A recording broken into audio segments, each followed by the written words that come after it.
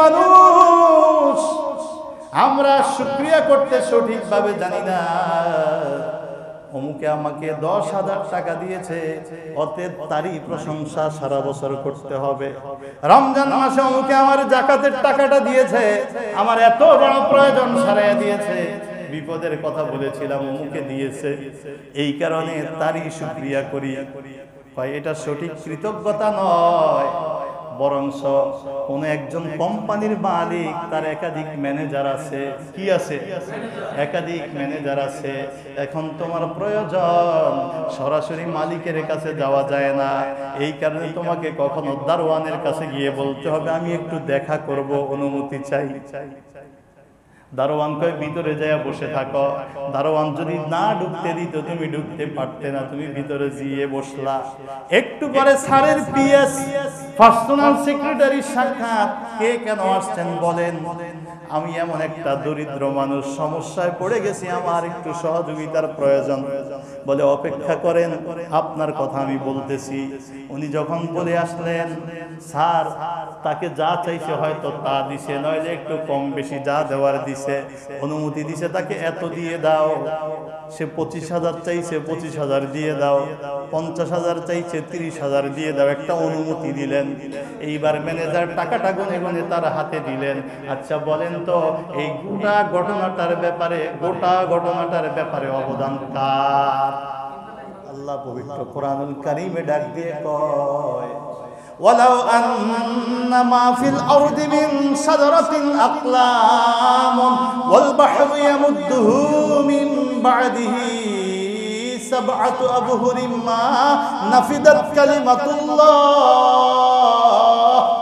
আমার আল্লাহ ডাক দিয়ে কয়, বান্দা তোমার উপরে কত নিয়ামত দিয়েছি, তুমি যদি জগতের সব বৃক্ষগুলোকে কলম রূপে পরিণত করো। মাহফিল আরদি মিন শাজারা, জগতের মধ্যে যত বৃক্ষ আছে, শাজারাতুন মানে গাছ, বৃক্ষ, জগতে যত বৃক্ষ আছে এগুলোকে যদি তুমি তৈরি করো আকলাম, কলম। কলম, কলম শব্দটা আরবি, কি কথা বলেন? এই কলমের বহু বচন হলো আকলাম, কলমের বহু বচন। আল্লাহ বলেন সমস্ত বৃক্ষগুলোকে যদি আকলাম, কলম বানায়া লও, আর এই কলমের কালি স্বরূপ যদি তুমি সমুদ্রের পানি ব্যবহার করো, সমুদ্রের পানি, নদীর পানি, খালের পানি, বিলের পানি, পুকুরের পানি, তামাম পৃথিবীর জগতে যত পানি সীমা আছে সব পানি সীমাকে একত্র করো। বহু কলম আছে, কলম ঠিক থাকে, কিন্তু কালি চেঞ্জ করা যায়। কথা বলেন, কি করা যায়?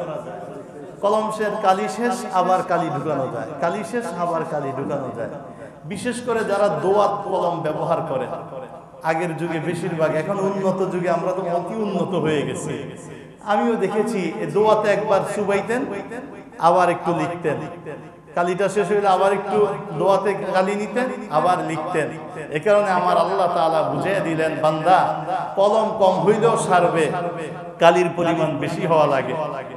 কলম কম হইলেও সারে, কালির পরিমাণ বেশি হওয়া লাগে।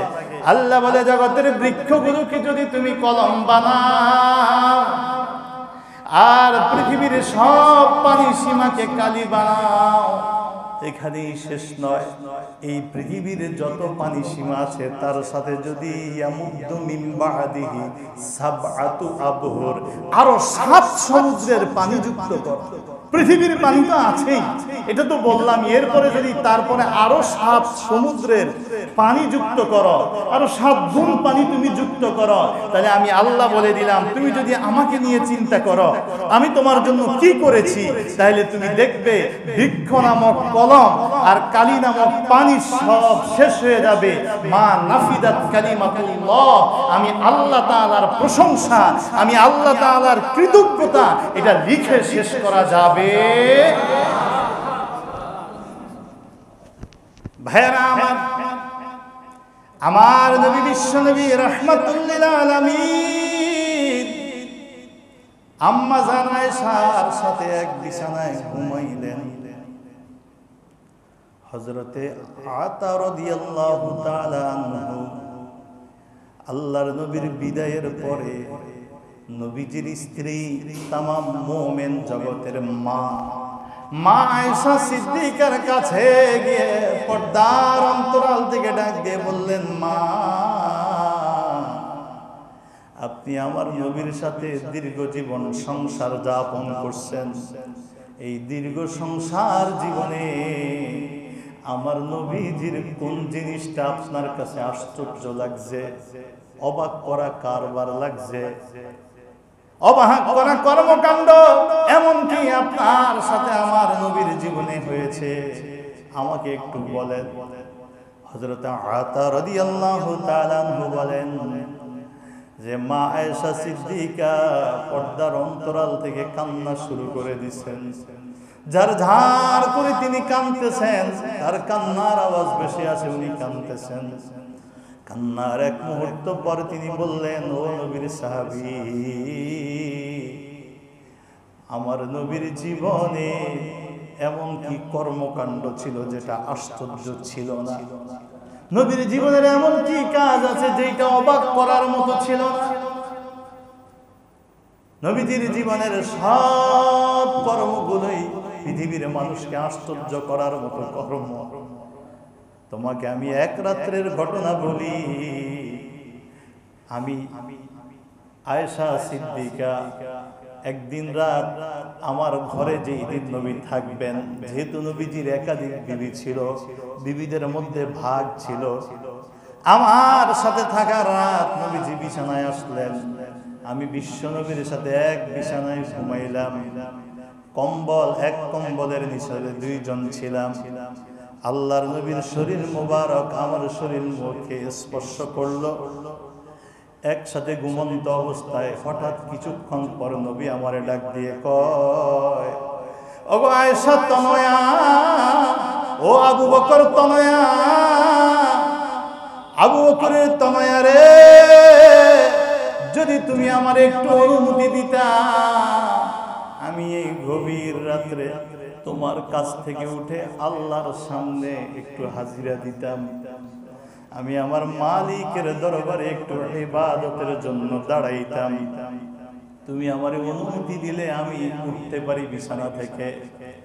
মা আয়েশা সিদ্দিকা বলেন, ও আল্লাহর নবীর সাহাবী শুনো, ওই মুহূর্তে আমি বলেছি, ইয়া রাসূলুল্লাহ, আমি তো সর্বদা সর্বক্ষণ আপনার সাথেই থাকতে চাই। আমি সদা সর্বদা সর্বক্ষণ আপনার পাশেই থাকতে চাই। আমি আপনাকে দূরে সরিয়ে দিতে চাই না, আপনার দিকে দূরে থাকতে চাই না। তবে আমি আপনার ইচ্ছার অনুগামী, আপনার ইচ্ছার অনুগামী। আপনার মনে যেটা চায় আমি সেটার উপরেই খুশি থাকি। আমি আয়েশা সিদ্দিকা এই কথাটা বলে আমি বললাম, ইয়া রাসূলুল্লাহ, এখন যদি আপনার মনে চায় আপনি আপনার প্রভুর সামনে দাঁড়াবেন, তাইলে আপনি উঠতে পারেন। আল্লাহর নবী রাহমাতুল লিল আলামিনকে দেখলাম, তিনি আমার কাছ থেকে উঠে গভীর রাত্রে ওযুর কাছে গেলেন, পানির কাছে গিয়ে ওযু করলেন। ওযু করে আল্লাহর নবী হাসিরুল আরদ, জমিনের উপরে একটা চাটাই বিছায়া ওর উপরে নামাজে দাঁড়াইলেন। আমি বিবি হইয়া তাকাইয়া রইলাম। আমি দেখি নবীজি যেই নামাজে দাঁড়াইছেন, বৃষ্টির পানির মতো আস্তে আস্তে দুই চোখ দিয়ে পানি পড়া শুরু করছে। বুক মুবারক ভিজে গেছে চোখের পানিতে। দীর্ঘ সময় ধরে তিনি কোরআন পড়েন, মনে হয় যেন আল্লাহর সাথে সরাসরি কথা বলে।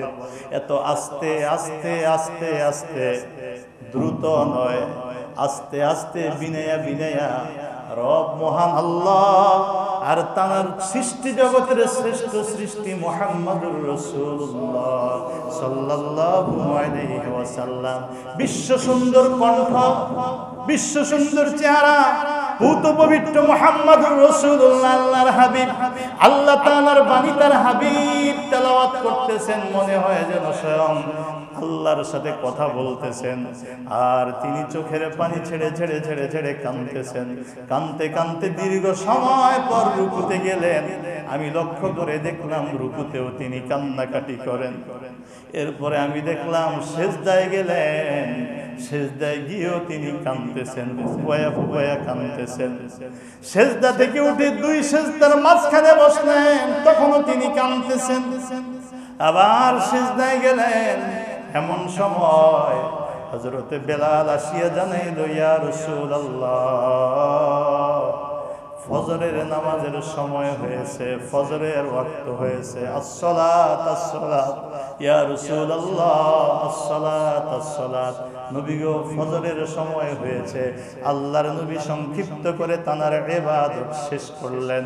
মা আয়েশা সিদ্দিকা বলেন, নবী যখন ইবাদত শেষ করে ফজরের জামাতের দিকে যাবে, আমি আয়েশা আল্লাহর নবীর সামনে গিয়ে নবীর জড়িয়ে ধরিয়া বললাম, ইয়া রাসূলুল্লাহ, আল্লাহ কি আপনার পূর্বের পরের সব গুনাহ খাতা মাফ করে দেয় নাই?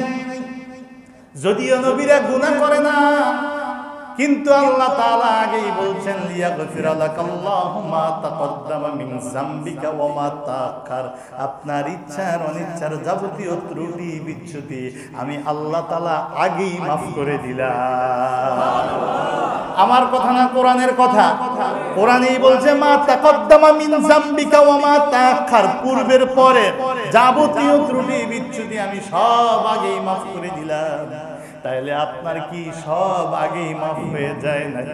কেন আপনি এত কান্না কান্দেন?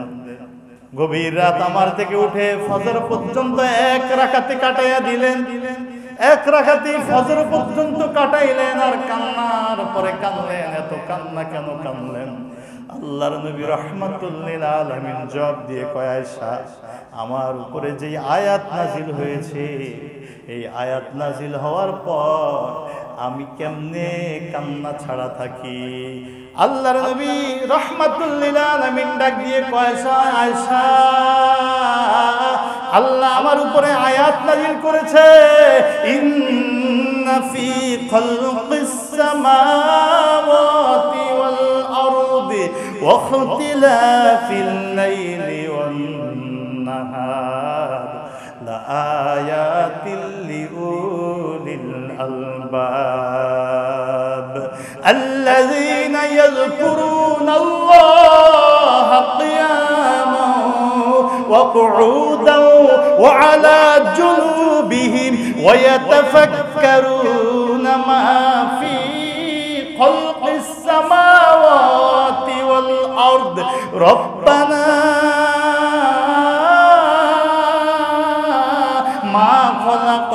هذا باطلا سبحانك فقنا عذاب النار।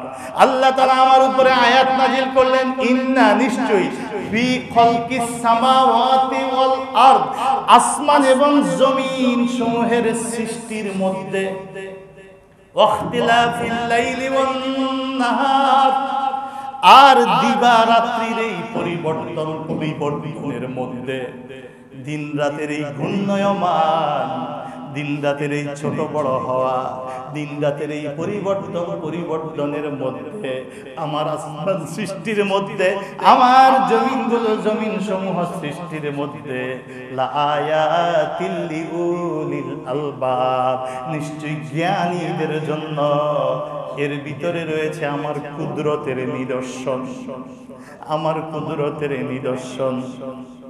আরে করোনা ভাইরাসের সামান্য সময়ের জন্য যখন অক্সিজেন, স্বাভাবিকভাবে অক্সিজেন আর শ্বাস প্রশ্বাস নিতে পারতেছে না, শ্বাসে কষ্ট, এইবারে নাকের ভিতরে অক্সিজেনের লাইন সেট করে প্রাকৃতিক কৃত্রিম অক্সিজেন তাকে দিতে হবে। দেখেন, সামান্য অক্সিজেনের জন্য মানুষের কত হাহাকার, কত কান্না, কতজনে অক্সিজেন না পায় আপন চোখের সামনে আপন জন্মদাত্রী মাকে, জন্মদাতা বাবাকে সাপ্রাইতে ইন্তেকাল করতে দেখছে, বিদায় দিতে দেখছে। সামান্য একটু অক্সিজেন, মায়ের গর্ভে যখন তুমি আমি 6 মাস, আল্লাহ তাআলা আমাকে তোমাকে মায়ের গর্ভে রূহ দিলেন। যখন রূহ থাকে তখন অক্সিজেন লাগে, রূহ যতক্ষণ অক্সিজেন দরকার ততক্ষণ। যেই মায়ের গর্ভে সন্তান, কিন্তু পেটের সন্তান নাড়াচাড়া করে না। মায়ের গর্ভে সন্তানের বয়স 7 মাস, 8 মাস, 9 মাস। একদিন আজকে নাড়াচাড়া করে নাই, নাড়াচাড়া দেয় নাই, বোঝা যায় না সে বেঁচে আছে না মারা গেছে। অক্সিজেন 2 দিন নাড়াচাড়া করে নাই, দেখবেন ওই মা বেহুশ হয়ে যায়। আমার জানেন কি হয়েছে? আমার গর্ভের মালিক রতন জানি কি হয়েছে? আমার ডাক্তার দেখাও, দেখেন না আমার ভিতরে আমার সন্তানের কোনো সমস্যা হয়েছে কিনা। একটু নাড়াচাড়া বন্ধ হয়ে গেছে, অক্সিজেন পৌঁছে কি পৌঁছে নাই, মা হতাশ। মায়ের গর্ভে যখন আমি তুমি ছিলাম, দুনিয়ার কোন ডাক্তার আমার চোখ বানাই দিয়েছে? দুনিয়ার কোন ডাক্তার আমার কানের শ্রবণ শক্তি ঠিক করে দুনিয়া আনার ব্যবস্থা করছে? দুনিয়ার কোন ডাক্তার আমার বাকশক্তি নিয়ে পৃথিবীতে আসার ব্যবস্থা করছে? এই কারণে আল্লাহ বললেন, বান্দা তুমি যদি তোমার নিজের দিকে তাকাও তাহলে দেখবা আমি আল্লাহ তাআলা তোমারে এত দান, এত নিয়ামত, এত নিয়ামত, এত নিয়ামত দিয়েছি। পৃথিবীর বৃক্ষগুলোরে কলম বানায়া, পৃথিবীর পানি সীমাকে কালি বানায়া, তার চাইতে আরো 7 গুণ যুক্ত করিয়াও যদি কলম আর কালি দিয়া আমি আল্লাহর প্রশংসা লেখা শুরু করো, লিখতে লিখতে লিখতে লিখতে কালি নামক পানি শেষ হয়ে যাবে, কলম নামক বৃক্ষ বিলীন হয়ে যাবে, কিন্তু আমি আল্লাহ তাআলার মা নাফিদাত কালিমাতুল্লাহ, আমার প্রশংসা লিখে শেষ করা যাবে না। এ কারণে ভাইয়েরা আমার, শুকর হবে কার? জোরে বলেন। বান্দার উচিত সুখে দুঃখে, সুখে দুঃখে, সুস্থতায় অসুস্থতায়, ধনীত্বে দারিদ্রতে সর্বদা আল্লাহর শুকরিয়া করা, ঠিক না বেঠিক? কার শুকরিয়া করা? আল্লাহ বলে, বান্দা শুকরিয়া যদি তুমি করো, আমি আল্লাহ একটা ওয়াদা করে দিলাম, তোমারে আমি নিয়ামত আরো বাড়াইয়া দিব। শুকরিয়া করলে নিয়ামত বাড়বে না কমবে? জোরে বলেন। বাবাজি তুমি থামো, এই যে পরে সময় দিব, বসো। একটা কথা মনে রাখবেন, আল্লাহ নিজে কোরআনে বারবার একাধিকবার একই কথা বলছেন, বান্দা তুমি শুকরিয়া করলে আমার ক্ষমতাও বাড়ে না, তুমি শুকরিয়া করলে আমার কিছু বৃদ্ধি হবে, আমার কিছু পাওয়ার আছে তোমার থেকে, এমন কিছু নাই। তবে একটা কথা, তোমার শুকরিয়া তোমারই কল্যাণ, তোমার শুকরিয়া তোমারই কল্যাণ। আর তুমি যদি অকৃতজ্ঞ হও তাতে আমি তোমার মুখাপেক্ষী না। তুমি অকৃতজ্ঞ হলে তুমি বঞ্চিত হবে, তুমি অকৃতজ্ঞ হলে তুমি হারাবে। এই কথাটা আমার নয়, পবিত্র কোরআনুল কারীমে 114টা সূরার মধ্যে 31 নম্বর একটা সূরা আছে, 21তম পারায়, সূরার নাম সূরা লুকমান। কি? জোরে বলেন। আছে না নাই? সূরা লুকমান। একজন ব্যক্তির নামে একটা সূরা আল্লাহ তাআলা নাজিল করলেন, যার নাম লোকমান। আমরা বলি লোকমান হাকিম, আমরা বলি লোকমান হাকিম। এই হাকিম কথাটাও আমাদের নয়, এটাও আল্লাহ তাআলা তাকে উপাধি দিয়েছেন। তাকে আল্লাহ তাআলা একজন এত বড় জ্ঞানী বানাইছেন, অথচ তিনি ছিলেন একজন পৃথিবীতে কোনোদিন কোনো শিক্ষা কারো কাছ থেকে নেন নাই। তিনি দুনিয়ার কারো থেকে শিক্ষা না নিয়ে স্বাভাবিক একজন মানুষ ছিলেন। তাফসীরে লিখছে উনি কাঠ মিস্ত্রি ছিলেন, কাঠ মিস্ত্রি। আর কোন কোন রিওয়ায়াতে লিখছে উনি গোলাম ছিলেন, অপরের দাস ছিলেন, সেবক ছিলেন, আর পেশা ছিল তার কাঠ মিস্ত্রি, কাঠের কাজ তিনি ভালো জানতেন। এই একটা আত্মা মানুষকে আল্লাহ বলে, আমি বিশ্ববাসীকে দেখাইছি, পৃথিবীবাসী দেখো, যাকে আমি নিয়ামত দেই তার অবস্থান কোথায় যায়। গোটা পৃথিবীর জ্ঞান ভান্ডার আমি আল্লাহ তারে দিয়ে দিলাম, মানুষ তার থেকে জ্ঞান নিতে আসতেছে। গোটা বাদশারা তার জ্ঞান দিয়ে চলা শুরু করছে, সমস্ত বিষয়ের সিদ্ধান্ত তার থেকে নেওয়া শুরু করছে, কারণ আমি আল্লাহ তাআলাই তাকে হাকিম বানাইছি। এটা আমার কথা নয়, স্বয়ং আল্লাহ তাআলা নিজে পবিত্র কোরআনুল কারীমের এই সূরা লোকমানের কথা বলে আল্লাহ তাআলা আয়াত নাযিল করে দিলেন। পড়েন আমার সাথে, বিসমিল্লাহির রাহমানির রাহিম। ওয়ালাকাদ আতাইনা লুকমানাল হিকমাহ, নিশ্চয় আমি আল্লাহ লুকমানকে হিকমত দিলাম। আতাইনা লুকমানাল হিকমা, আমি আল্লাহ লুকমানের হিকমত দিছি। তাহলে লুকমান রে হিকিম বানাইছে, জ্ঞানী বানাইছে, প্রজ্ঞাবান বানাইছে। লুকমান রে বিখ্যাত বিজ্ঞানী বানাইছে কে? এবার আল্লাহ বলে, লুকমান তোমারে আমি হিকমত দিলাম, তবে তোমারে দায়িত্ব দিলাম আনিশকুর লিল্লাহ। তোমার এক নম্বর দায়িত্ব হলো তুমি আল্লাহর শুকরিয়া করবে, আল্লাহর কৃতজ্ঞতা স্থাপন করবে।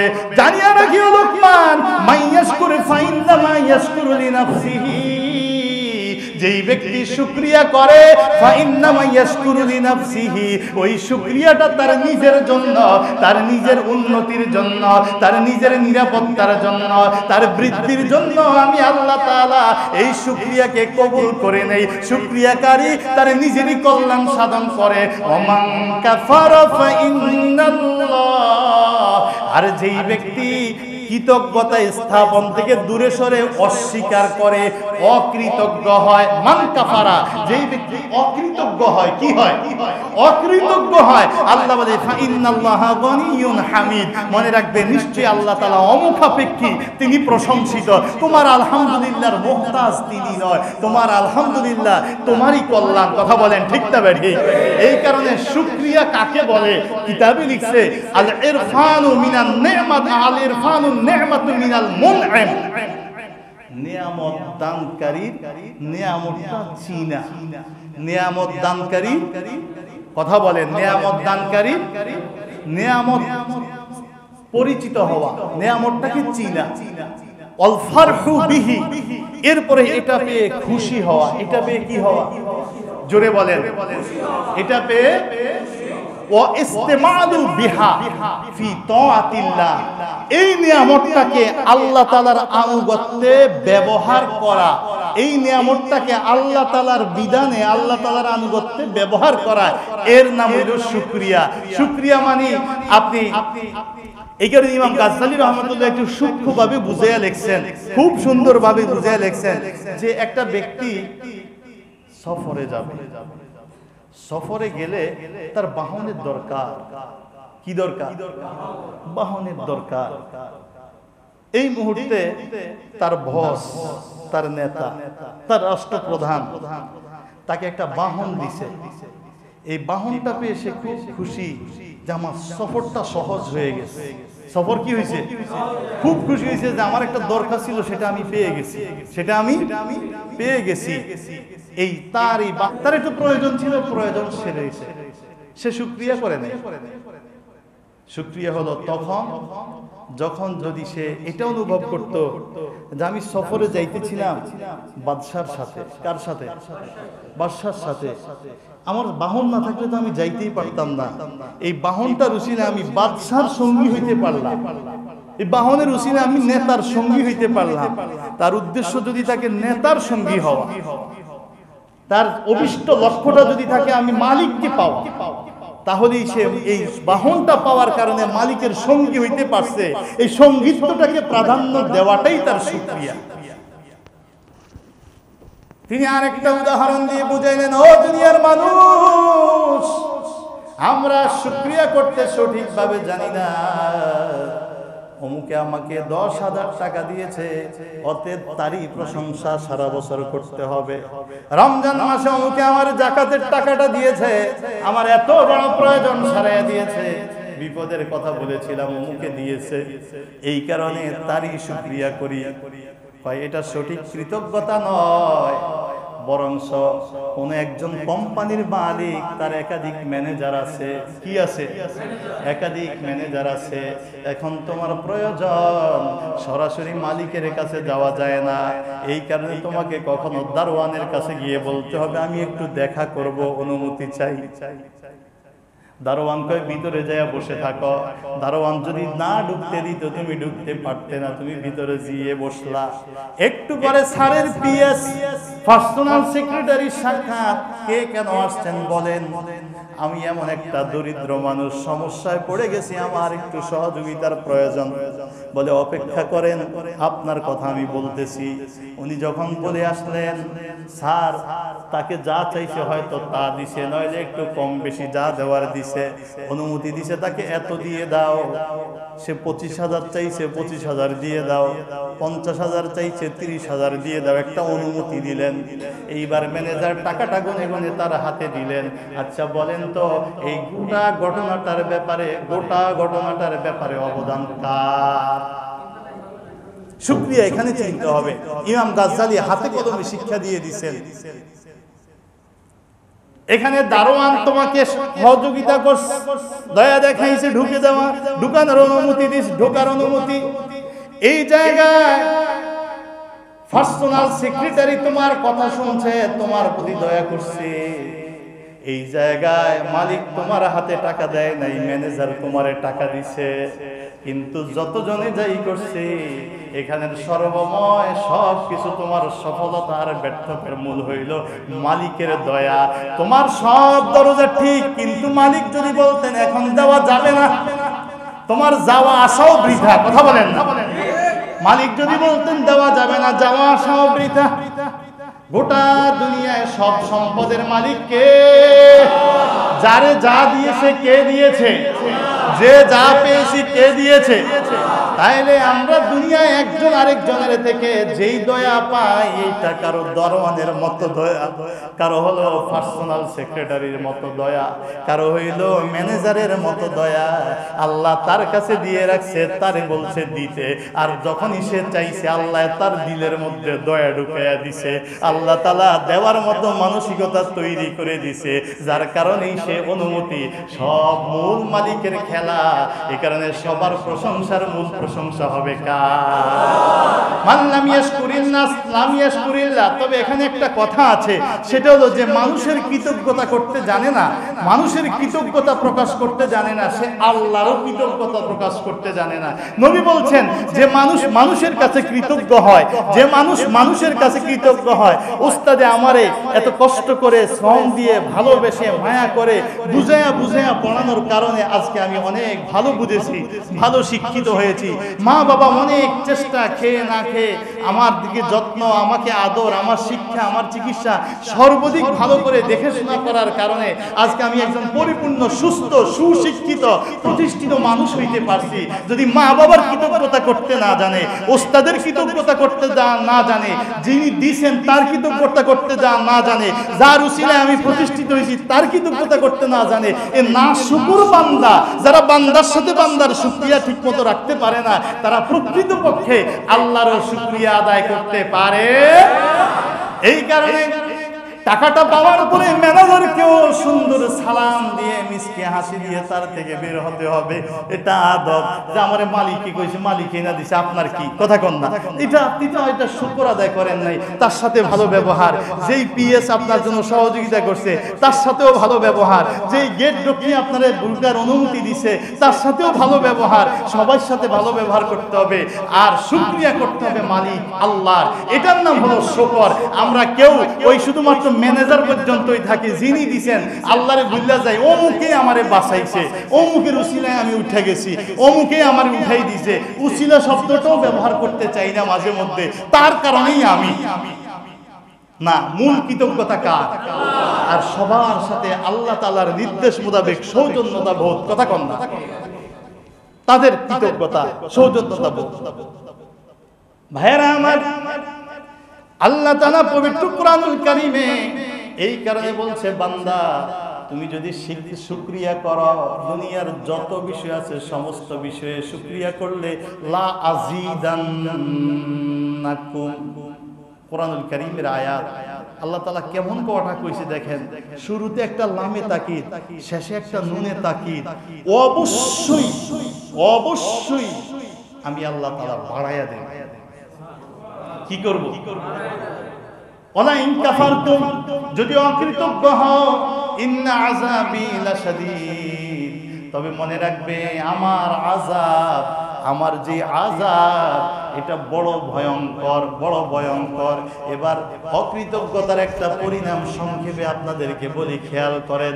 পৃথিবীতে একজন নবী ছিলেন, নবী মুসা আলাইহিস সালাম। কি নবী? জোরে কোন নাম শুনছেন নি? কোন নবী? পাওয়ারটা কেমন? সরাসরি আল্লাহর সাথে কথা বলতো, কথা কোন না? সরাসরি বড় 4 কিতাব নাজিল হয়েছে যে 4 জন নবীর উপরে, তার মধ্যে একজন মুসা নবী, তাওরাত কিতাব নাজিল হয়েছে। সারাটা জীবন ওনার কষ্টের জীবন, কথা কোন না? সারাটা জীবন ওনার নির্যাতনের জীবন, পরীক্ষার পরে পরীক্ষা, পরীক্ষার পরে পরীক্ষা। এই মুসা নবী আলাইহিস সালাতু ওয়াস সালাম যখন পৃথিবীতে ছিলেন, মুসা নবী আলাইহিস সালাতু ওয়াস সালামের সময়ে পৃথিবীতে একজন লোক ছিল, মানুষ ছিল, বড় আলেম। কি বিখ্যাত আলেম ছিলেন, বড় আমলদার ছিলেন। ইলম এবং আমলের সমন্বয়ে আল্লাহকে জপতে জপতে তিনি ইসমে আজম শিখছেন। ইসমে আজম দিয়ে তিনি যেই দোয়া করতেন সাথে সাথে আল্লাহ তা কবুল করতেন। জোরে বলেন। গোটা দুনিয়ায় তার একটা পরিচিতি ছিল, তার নাম তাফসীরে লিখছে বালাম ইবনে বাউরা। বালাম বাউরা। এই বালাম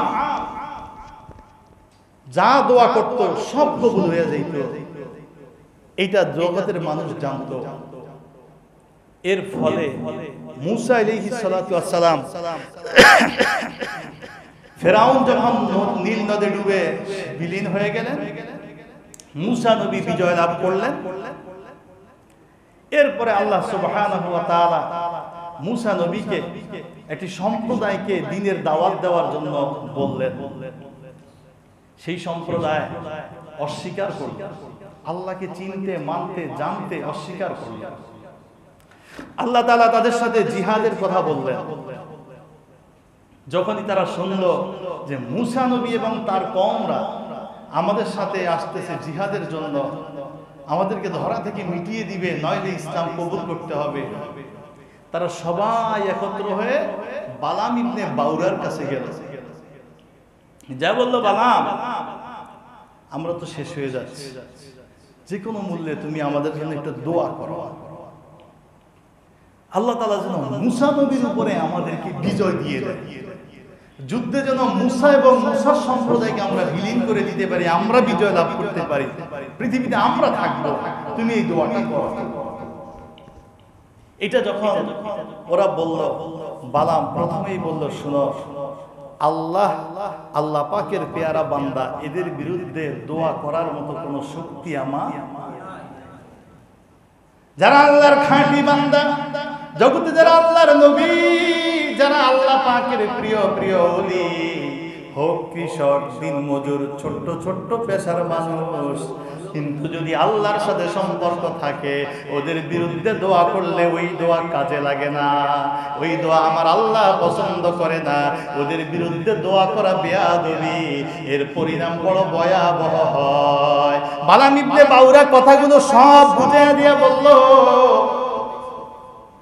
খবরদার, এই দাবি আর কখনো করো না, আমি পারবো না। ওরা উৎপীড়ন শুরু করলো খুব ভালোভাবে, যে কোনো মূল্যে আপনি কি চান, কিভাবে চান, আমরা আপনাকে দিব, আপনি একটু দোয়া করেন। উনি দোয়া করতে রাজি না। ওরা চলে গেল, গিয়ে বুদ্ধি পাকাইলো, ফোন দিয়ে আসলো যে কি করা যায়, কি করা যায়, কি করা যায়। ওরা শয়তান এসে ওদেরকে বুদ্ধি দিল, বড় হাদিয়া নাও, বড় হাদিয়া, এত পরিমাণ হাদিয়া দিবা যেন হুজুর এইদিকে মায়লান হয়ে যায়।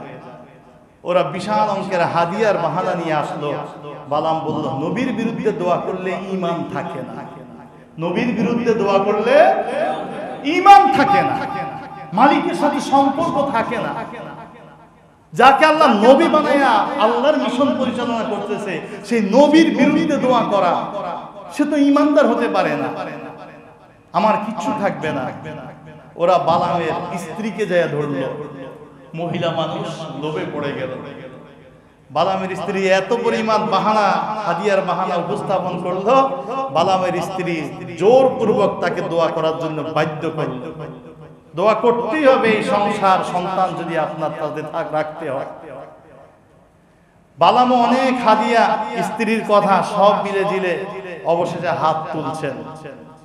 সব লোকজন সামনে নিয়া মুসা নবী আর মুসা নবীর বিরুদ্ধে দোয়া করবে, এই জন্য হাত উঠাইছেন।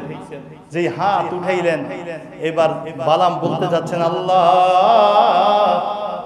মুসা নবীর যুদ্ধে পরাজয় দাও, এদেরকে বিজয় দাও, এটা বলতে যাচ্ছে, কিন্তু জিহ্বায় কথা আসে না। বরং মুসা নবীর কথা যখনই কয়, বালামের জবান থেকে আল্লাহ মুসা নবীর বিজয় দাও, এদেরকে পরাজয় দিয়ে দাও। আল্লাহ মুসা নবীর মিশন তুমি পৃথিবী ব্যাপী প্রচার করে দাও, আর এই যারা আল্লাহ তোমার থেকে সরে গেছে এদেরকে তুমি বিলীন করে দাও।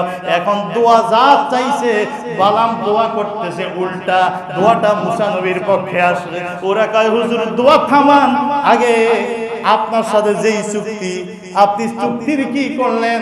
আপনি উল্টা দোয়া করেন কেন? আপনি বলেন মুসা নবী বিলীন হোক, আমরা বিজয় হয়ে যাই।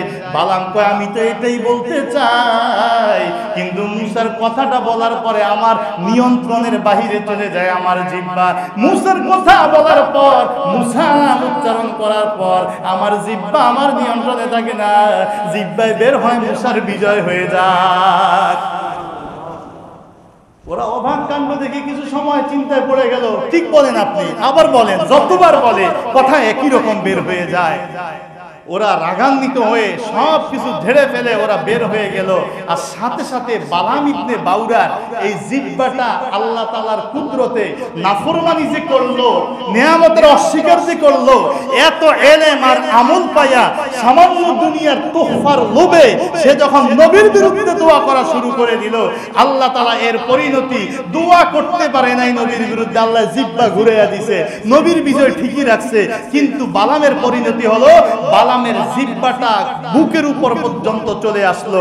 জিহ্বাটা বড় করে দিয়ে, ভারী করে দিয়ে, মোটা করে দিয়ে জিহ্বাটা একটা বোঝা বানাই আল্লাহ তার বুকের উপরে ঝুলাইয়া দিছে।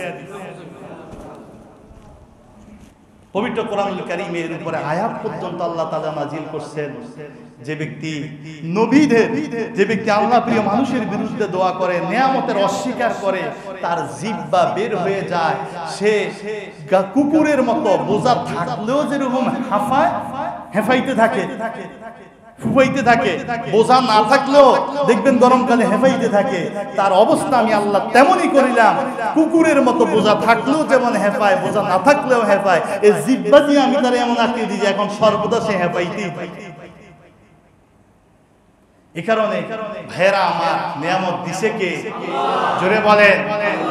এই যা পাইছি দিছে কে? আলোচনার শেষ শুধু একটা কথা বলি, আল্লাহ কত নিয়ামত দিয়েছে।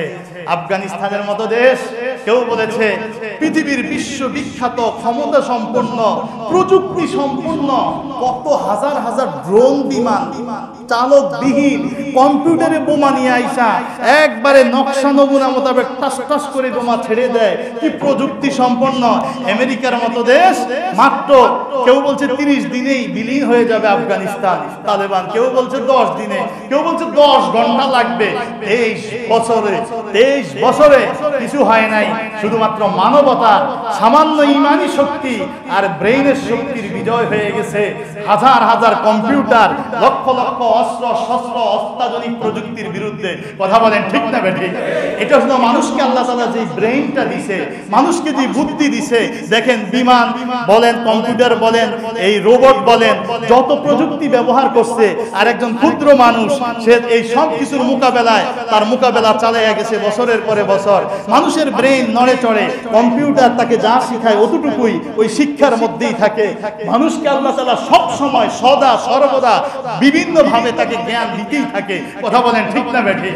এই কারণে আল্লাহ তাআলার নিয়ামতের দিকে যদি চিন্তা করি, পৃথিবীর বিজ্ঞানীরা বলছে পৃথিবীর সবচেয়ে ক্ষমতা সম্পন্ন কম্পিউটার মানুষের মাথার কাছে দিলে 8 কোটি ভাগের 1 ভাগ। কত ভাগের? মানুষের মাথায় আল্লাহ যা দিয়েছেন তাকে 8 কোটি ভাগ করলে পৃথিবীর সবচেয়ে ক্ষমতা সম্পন্ন কম্পিউটারের 1 ভাগ। 8 কোটি ভাগের 1 ভাগ, আর বাকিটা মানুষের মাথায় আল্লাহ দিয়েছে। এখানে আল্লাহ বলছে ইন তাউদ্দু নিয়ামাতাল্লাহি লা তুহসুহা, আমার নিয়ামতকে যদি গণনা করো কোনোদিন শেষ করতে পারবে? আমরা সেই আল্লাহর কৃতজ্ঞ হব। কথা বলেন ঠিক না ঠিক? আমাদের হাত পা চোখ কান নাসিকা চিন্তা চেতনা মগজ আল্লাহর পথে ব্যয় হবে। ঠিক না ঠিক? আলেম বলি আর জালেম বলি, শিক্ষিত বলি আর অশিক্ষিত বলি, আমরা দুনিয়ার লোভে আল্লাহর পথ থেকে দূরে সরব। আজকে বহু আলেমের নাম শোনা যায় যারা বড় তোফা পায়া এই কোম্পানির পক্ষে, ওই কোম্পানির পক্ষে, এই ইন্স্যুরেন্সের পক্ষে, ওই ব্যাংকের পক্ষে, ওই কি কয় জানি এদের সমিতি, এই মার্কেট ওই মার্কেটের পক্ষে অ্যাডভাইজার দিতেছে। যখনই হাই হাই কোম্পানি চলে যায়, যখনই উদাও হয়ে যায়, তখন আলেমের মুখ কলঙ্কিত হয়ে যায়। কথা কোন ঠিক না বেঠে? বালামিকলে বাউরার মতো ঘটনা দুনিয়ার লোভে হক হালালির দিকে তাকায় নেই। এই কারণে আমরা সর্বদা আল্লাহ পাকের আনুগত্যশীল হব, আমরা আল্লাহর নিয়ামতের শুকরিয়া করব, মাথা নত করব আল্লাহর কাছে। আল্লাহ আমাদেরকে কবুল করুক। আমিন আমিন আমিন। ওয়া আখিরু দাওয়ানা।